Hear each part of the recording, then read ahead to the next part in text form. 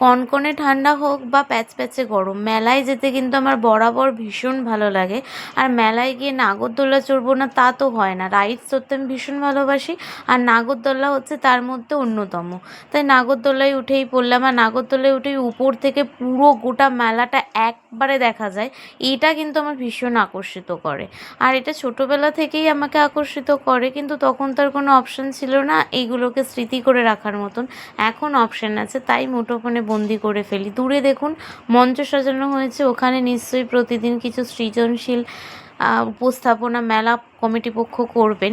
আর এটা এই রাইডসটাতেই আমরা উঠেছিলাম।